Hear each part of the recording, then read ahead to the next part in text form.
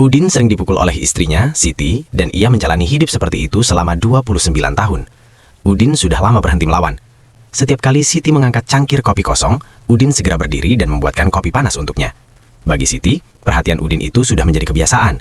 Ia merasa bahwa bagaimanapun ia memperlakukan Udin, Udin tidak akan pernah meninggalkannya. Udin adalah seorang guru SMA. Hanya di sekolah, ia bisa tersenyum dengan tulus. Pulang ke rumah adalah bagian paling menyakitkan dari harinya. Dan bukan hanya Udin yang merasakan hal itu, putra mereka Bowo juga merasa tertekan oleh ibunya yang suka menguasai. Dalam setiap pertemuan keluarga, hanya Siti yang terus berbicara, sementara Udin dan Bowo duduk diam tanpa suara. Keadaan ini terus berlanjut sampai tiba ulang tahun pernikahan mereka yang ke-29.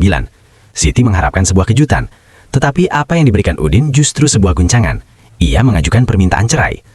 Awalnya Siti mengira Udin sedang bercanda, tetapi ketika Udin menatap langsung ke matanya dan dengan suara sangat serius mengatakan bahwa ia telah jatuh cinta pada orang lain, Siti sadar bahwa itu bukan lelucon.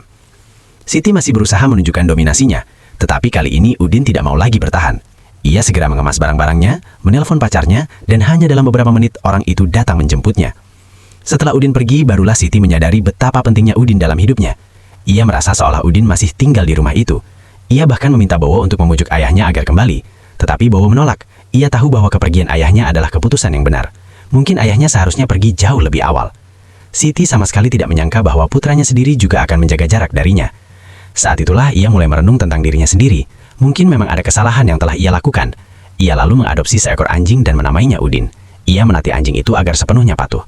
Melihat ibunya perlahan berubah, Bowo akhirnya merasa tenang. Pada hari dokumen perceraian ditandatangani, Siti masih berharap Udin akan berubah pikiran. Namun ketika ia mengetahui bahwa Udin telah meninggalkan seluruh hartanya, ia pun mengerti.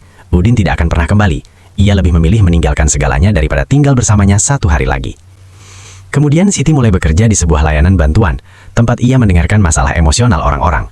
Sambil mendengarkan kisah hidup orang lain, perlahan-lahan ia juga mulai menyembuhkan luka-lukanya sendiri. Suatu hari ia pergi ke rumah baru Udin. Ia ingin melihat apakah Udin benar-benar bahagia tanpa dirinya. Begitu ia masuk, Udin panik. Ia mengira Siti datang untuk memukulnya lagi. Saat itu juga pacar Udin keluar dari dapur. Begitu melihatnya, Siti terdiam membeku.